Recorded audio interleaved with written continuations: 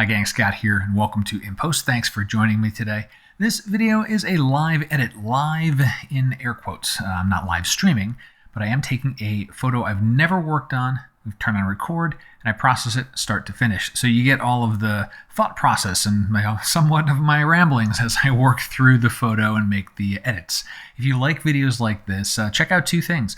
First is there are more live edits available in the YouTube feed. I've done a bunch of these over the years. And second is a new video course I have called Story and Vision, and that is about really crafting your photo for your subject to tell the story stronger. And part of that is videos like this, where you get this long form edit explaining why we're doing certain things to accentuate our subjects and the stories of our photo. With that, let's dive into this photo here. I have this shot here taken just as the sun was escaping behind the mountain range that is to the left that we can't see. It's a little country farm road. There were some horses that unfortunately wandered out of the frame, but I just like the mood of this. I like the lines, and I want to get started on it. And so straight away here, I got Lightroom. My histogram looks good. Let's move that out of the way, and let's try on a few of the profiles. I tend to gravitate toward landscape. I do like that one, although, take a quick peek in maybe just something a little different, just to skim those thumbnails, and I'm just eyeballing them. Yeah, sometimes I like artistic one that's got that little purplish tint to it, but not today. Not today. We're going to go back to good old-fashioned landscape. We'll close that down. Start off with our auto button. That is already looking nice. How about a little bit warmer? So we do have some nice afternoon sunlight coming into this scene. Texture, a little bit of clarity. And that is already feeling so much better. I do think it's a little bright on the trees here. At least it's bright everywhere. I want some more nuance in there, and I want to cut the sky down here a little bit too. I just want this little straggler up at the top. I think I'll deal with this little straggler thing as a crop. That's just going to be simpler. I'll keep the aspect ratio set for that one. That's just going to be a lot easier than doing a retouching for an edge of a photo that just doesn't really add anything to the story there. All right, so this brightness here.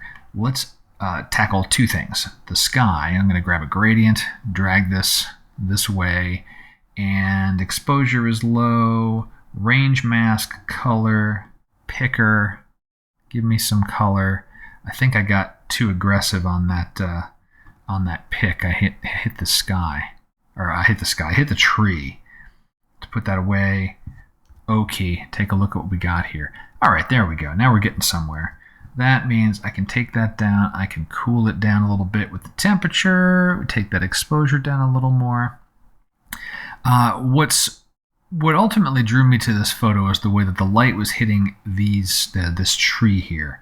So I want to bring that into the visual focus here. So I'm going to take another one of these darken gradients and just kind of drag it over the scene. So you can see a couple of things we've done now, before and after, right? I'm starting to bring this tree to the forefront. Radial, let's use a temperature, temperature setting. A little bit of warmth. My invert button is checked, so I will add some warmth on the inside of this radial. And luminance range mask, so that I'm not brightening the deep shadows. I'm just brightening the leaves. I shouldn't say brighten, warming the leaves. And only in this area of the tree, right? This is the only spot that I'm affecting. Before that change and after. Wow, that is subtle. Let me I can see it now. There we go. Wow, I really have to add that much more brightness. What about clarity? That's helping a little bit. It's adding more in there. Contrast.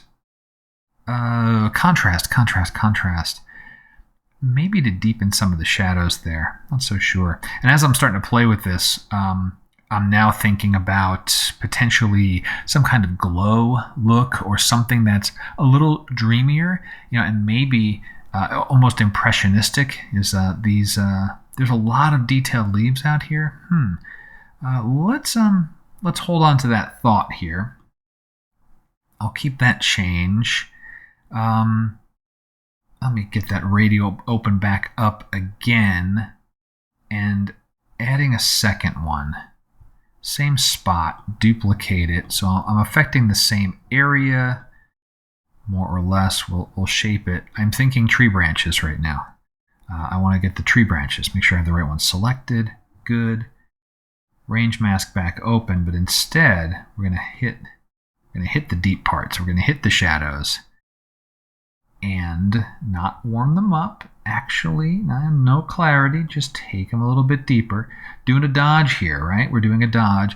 A burn specifically here. I have another video all about dodging and burning with luminosity masks. It's a very powerful technique. It's easy to do, and it saves you a lot of hand painting. Okay, let's see those two radials. All right, we're drawing attention there. That is good. The fence line is nice. It's a natural line. I'm starting to feel like the left edge is heavy.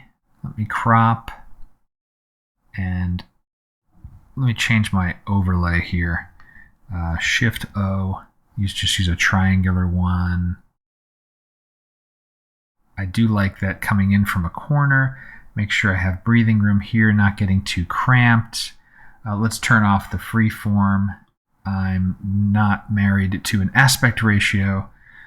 I am more focused on a strong photo. All right, I'm liking everything here. We didn't really do anything with color, which is fine. The grass is already green. The trees already have that nice amberish tone to them from sunlight. I do want to play with a glow. Now, here's where I'm torn. I like the glow looks in Luminar, but in Luminar AI, they've gotten rid of the luminosity masks, which I like to use with my glow looks because I can easily protect the shadows. Now, the intelligence in their glow is pretty good, and it usually is a pretty natural look. So I'm going to try the glow look there and see if it's okay and keeps the shadows in check. But if it doesn't, I'm going to jump to a different tool and do it there. So let's fire this up into Luminar AI.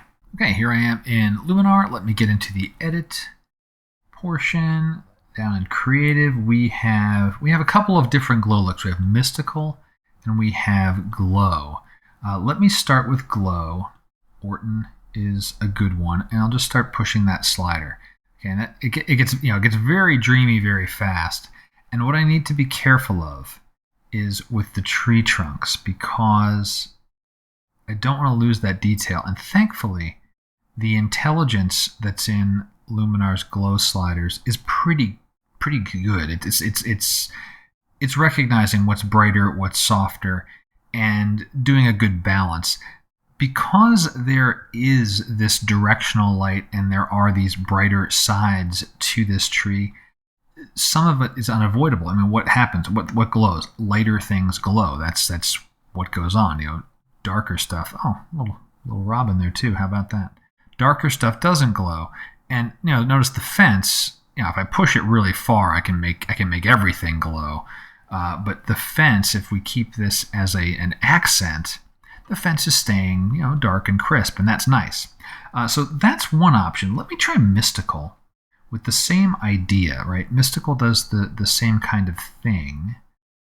Push it around, but it's not amplifying the brighter tones as much as glow is. And I really do prefer, for this scene, I prefer glow, and I like that look. Let's do a fine tuning here.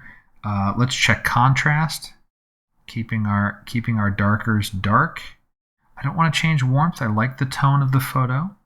Let's just click around on softness. Ooh, didn't like that. Too soft. Let's check a before and after on that. Before and after. I like that look. And maybe, let's see, maybe.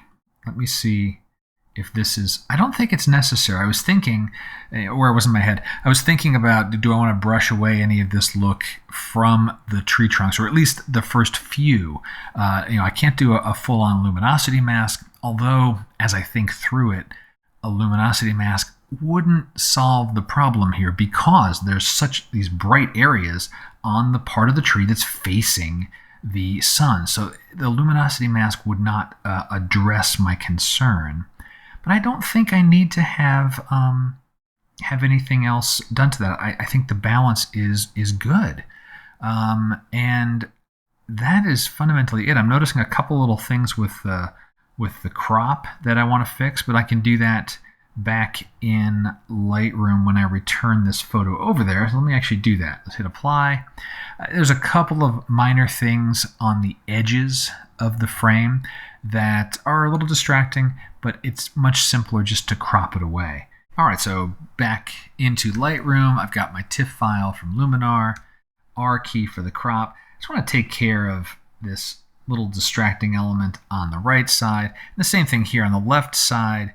This, I guess this is a feed box or something. I'm not sure what it is, but I want either all of it or none of it. And that will also take care of a little annoying, a power pole. It's annoying to my photo. I'm sure it's like quite critical for the folks that run the farm. Okay. The last thing, obviously there is this power line that's cutting through here. Yeah, that's annoying. That's distracting. It's a difficult job to get rid of it because of the fronds and leaves and all the action that's going around here. This is not a clean job. Certainly not the job for Lightroom. I think I'm going to sit with the photo for a little bit and decide whether or not I want to try to tackle that. I like the photo, but it is also not like the 5-star call National Geographic, you've got the photo of the year kind of photo. So I may invest my time in other photographs as opposed to retouching away a power pole. That's going to be some heavy lifting, even with content-aware fill, just because of all the fine, detailed leaves and branches and this stuff in here.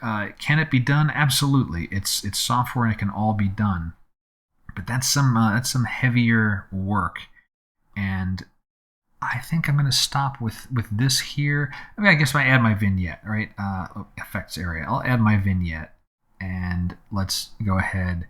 Actually, for Lightroom, I think I want to have a little bit slightly off-center vignette. So that will be a radial. And we'll do a burn. Not inverting it. And just having that kind of come right down into here. Then we'll just stretch this out and make a nice, healthy feather. Before and after. There we go. All right.